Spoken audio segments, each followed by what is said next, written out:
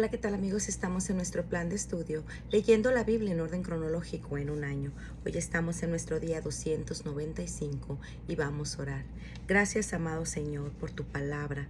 Gracias por todo lo que tú dejaste en ella, Señor, para que viviéramos una vida de acuerdo a tu voluntad, Señor. Tu palabra dice que tú eres el camino, que tú eres la verdad y que tú eres la vida.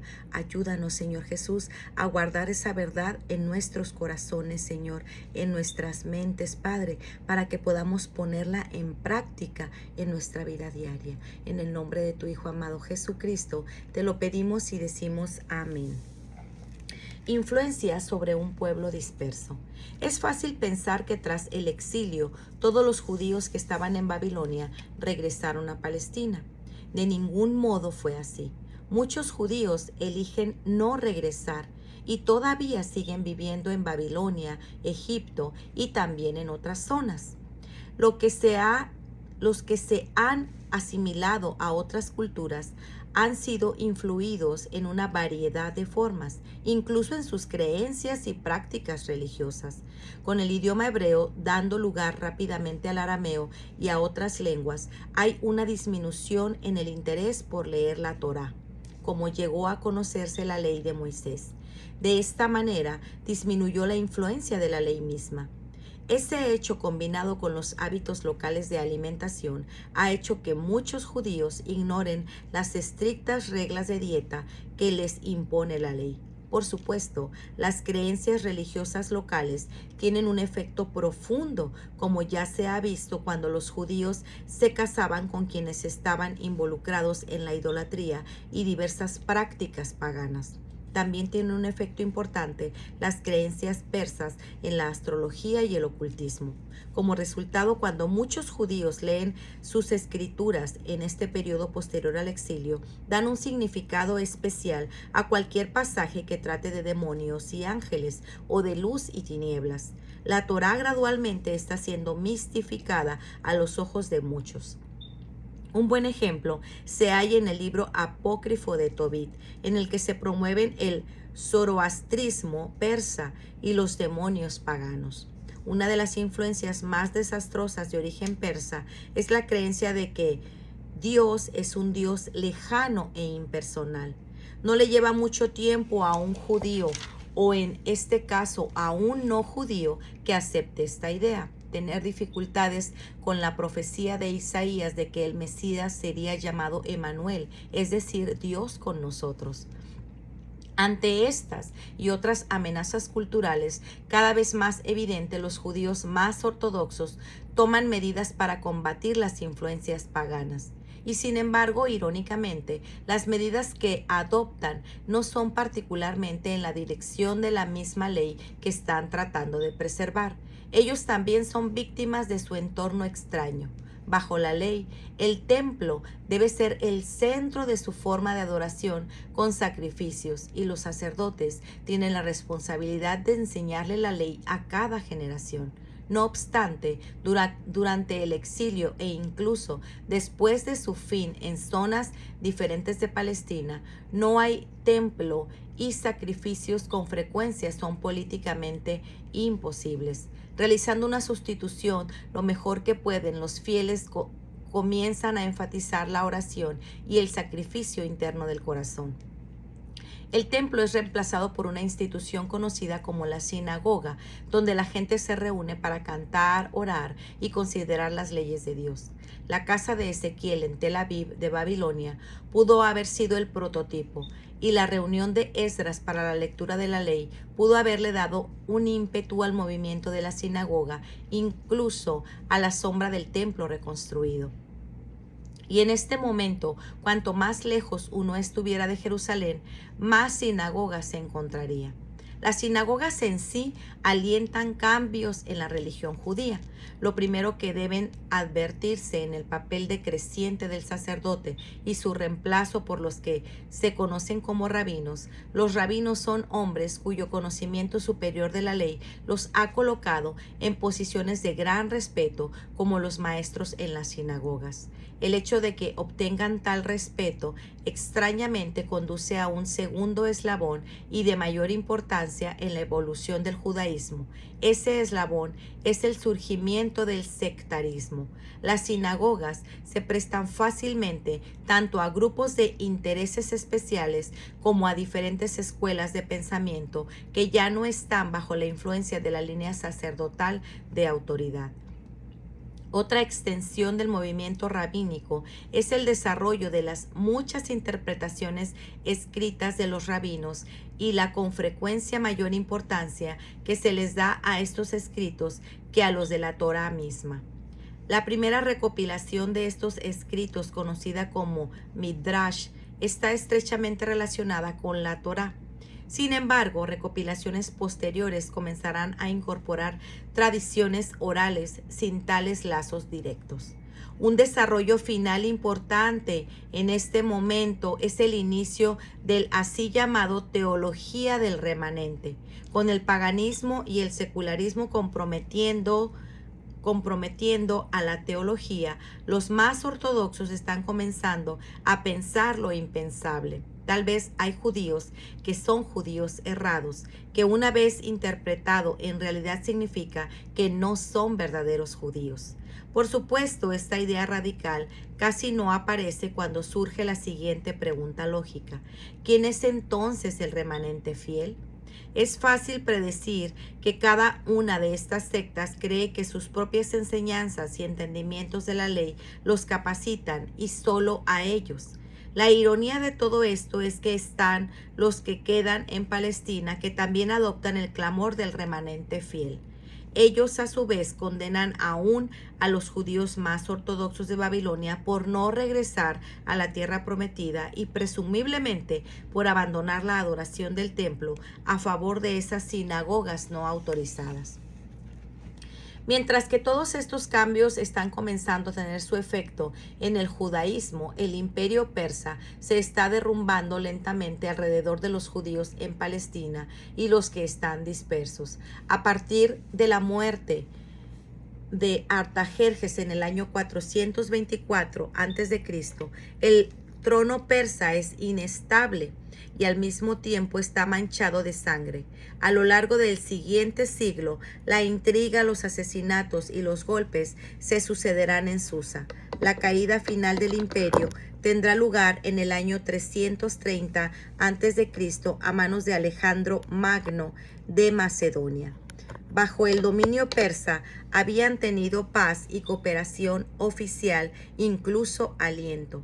En los años venideros no serán tan bendecidos. El helenismo y los judíos. Incluso antes de la caída de las fuerzas persas bajo Darío III en la gran batalla de Arbela, Alejandro arrasa con Siria, Palestina y Egipto. Es durante este periodo que final y completamente destruye la ciudad de Tiro, dando fin a cualquier duda sobre si la profecía de Ezequiel se cumpliría o no. Él también funda una nueva ciudad a orillas del Nilo para reemplazarla. Esta ciudad, adecuadamente llamada Alejandría, se convertirá en el centro importante de influencia griega, y ya que una gran cantidad de judíos finalmente llegarán a ser ciudadanos de Alejandría, la cultura helenista griega tendrá un efecto profundo tanto en el pueblo judío como en su religión durante varios siglos. Por lo tanto, hacia el año 332 a.C., los judíos tanto de Egipto como de Palestina están sintiendo los efectos de otro dominio extranjero más. Al parecer, Alejandro les permite a los judíos en Palestina algo de gobierno propio. En términos generales, los mira con buenos ojos. Siglos más tarde, las victorias militares de Alejandro se volverán legendarias. Tras aplastar a los persas, Alejandro sigue hasta llegar tan lejos como al río Ganges en la India, uniendo así por primera vez las culturas de Oriente y Occidente. Para un Dios que obra en la historia, bien podría ser este un paso providencial en el plan divino, porque junto con el dominio militar de Alejandro viene la cultura helenista, y junto a la cultura viene el idioma griego koiné. Su universalidad en los años futuros será de inestimable valor para difundir en el mundo conocidas las buenas nuevas de la llegada del Mesías. Cuando muere Alejandro en el año 323 a.C., hay una clásica lucha de poderes y de territorios entre sus generales. En las épocas y en pocas palabras, los Ptolomeos toman el control sobre Egipto y los Seleucidas se quedan con Siria. No pasa mucho tiempo antes de que se den cuenta de quién está atrapado en el medio, los judíos de Palestina. Ptolomeo I captura a Jerusalén y se llevan a una cantidad de judíos para colonizar Alejandría. Les otorga una ciudadanía plena y alienta a la erudición judía.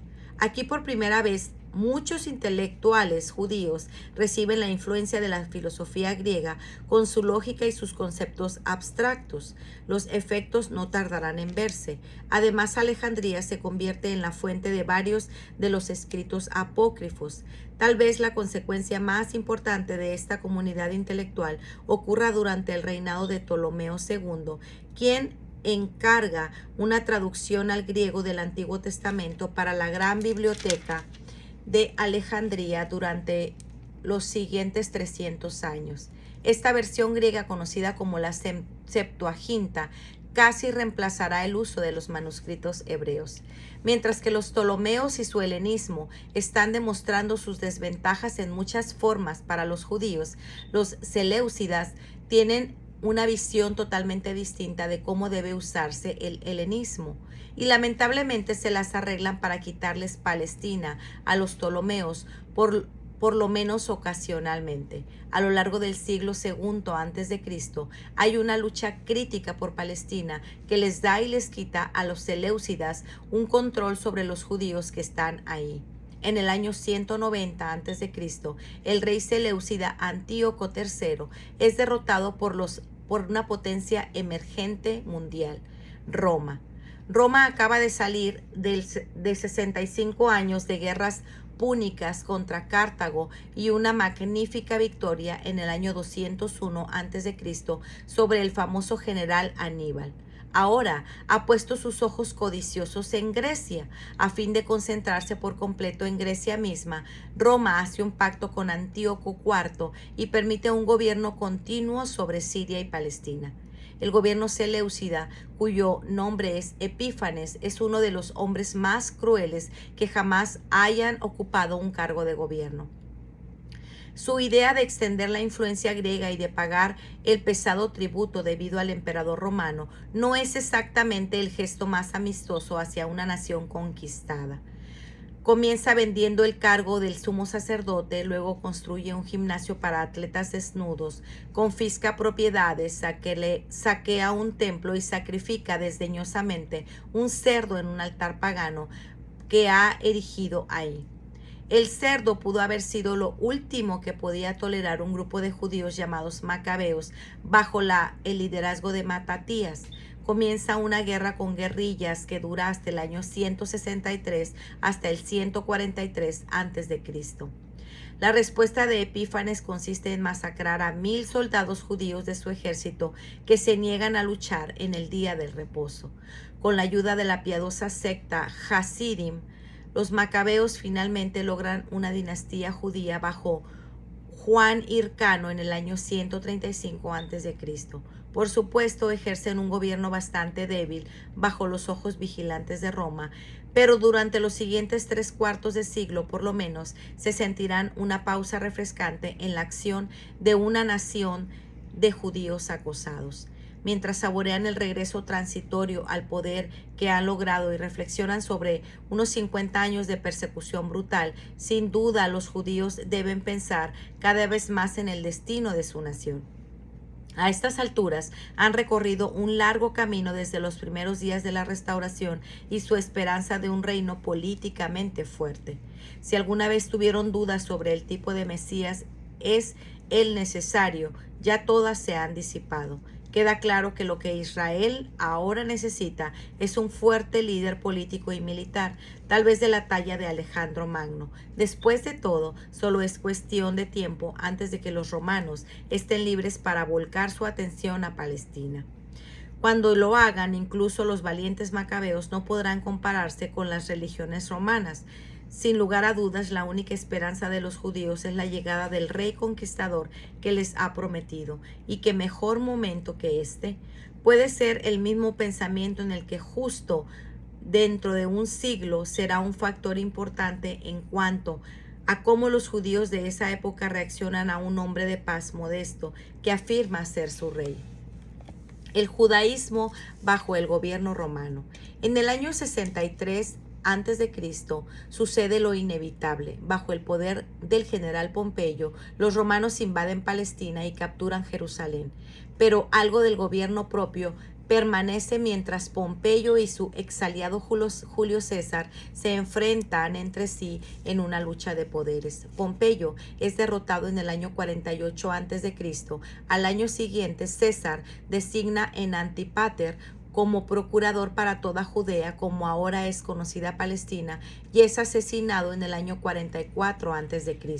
Después de que el amigo de César, Antonio, designe al hijo de Antípater, Herodes, como tetrarca de Galilea, los asmoneos provocan una breve revuelta y obligan a Herodes a ir a su fortaleza en Masada, cerca del Mar Muerto, cuando Herodes se las arregla para ir a Roma. Antonio lo nombra rey de Judea y procede de nuevo a someter a la provincia con el objeto de que Herodes pueda establecer su gobierno.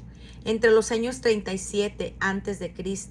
y 30 a.C., la intriga política y más guerras traerán a la etapa egipcia a la última y más famosa de los Ptolomeos, Cleopatra, como gobernadora griega. Ella representa la última amenaza para el dominio romano. Su matrimonio con Antonio es legendario, junto con su batalla de Actium en el año 31 a.C., donde ambos pierden sus vidas en manos de Octavio, el sobrino e hijo adoptivo de César. Judea no se ve muy afectada por estas luchas internas romanas, y Herodes retiene su control de Judea bajo Octavio. En el año 27 a.C., el Senado romano concede a Octavio el título de Augusto. Este es Augusto César el que obtiene el mérito por fundar el Imperio Romano con su Pax Romana o paz romana. Durante los siguientes 2 siglos, el mundo civilizado gozará de una paz sin precedentes, de una prosperidad y en su mayor parte de un buen gobierno civil bajo el gobierno romano.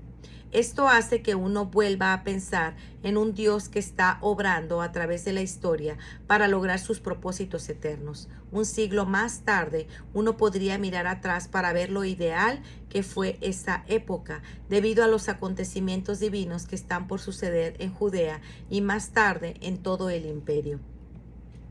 Mientras tanto, Herodes obtiene el favor judío al restaurar el templo en Jerusalén, que había sido casi destruido por el rey Epífanes. A pesar de esto, Herodes no demostrará ser buen amigo de los judíos. De hecho, él ordena que cuando muera debe matarse una cantidad de judíos importantes para que haya una época de duelo nacional. Además, está tan obsesionado con la seguridad de su trono que casi elimina a todo posible rival. Mandó ejecutar a su esposa favorita y, jugando ahora a su joven cuñado, Aristóbulo. No es de extrañar que la noticia del nacimiento de un rey judío no sea recibida con entusiasmo por él. Herodes no será el único que perciba esta noticia con aflicción. Irónicamente, muchos de los propios judíos tendrán serias dudas. Para comprender sus dudas, es necesario entender quiénes son los judíos religiosamente hablando en este punto de la historia. El sectarismo que comienza después del exilio a estas alturas ha crecido y se ha solidificado. Las sectas son tanto de orden político y cultural como religioso. Los fariseos se han vuelto amos de las tradiciones orales procedentes de los rabinos durante los últimos 4 siglos. Están enamorados de las interpretaciones y las hipótesis legalistas que no necesariamente tiene que corresponderse con lo que dice la Torá. Si bien no lo reconocerían, al parecer para los fariseos, la tradición está a la par de la ley en sí misma. El hecho cobra mayor significado cuando se unen a una creencia de que se gana mérito con Dios al observar escrupulosamente cada aspecto técnico de la ley y de la tradición. No obstante, los fariseos cuentan con un amplio apoyo entre la gente común, particularmente porque se han aferrado a la creencia con la vida después de la muerte, que ahora algunas de otras sectas niegan. Con este apoyo popular, muchos fariseos se han elegido para ocupar altos cargos gubernamentales, incluso el Sanedrín, que es el tribunal más alto de los judíos. La segunda secta principal es conocida como los saduceos. Están estrechamente relacionados con el movimiento intelectual griego que surgió anteriormente de la comunidad alejandrina y han adoptado la creencia epicúrea de que el alma muere con el cuerpo. No creen en la resurrección. Es algo curioso que los saduceos rechacen la tradición oral y acepten únicamente la ley escrita, pero rápidamente aplican su lógica helenista a su comprensión de la Torá.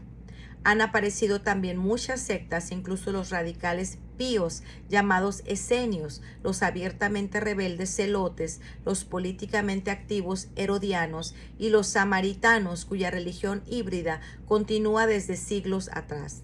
Entre varias de las sectas se encuentran rastros de misticismo persa, el humanismo griego, el judaísmo patriótico, las tradiciones ritualistas de antaño. En sus creencias y prácticas religiosas, los judíos han recorrido un largo camino desde el monte Sinaí.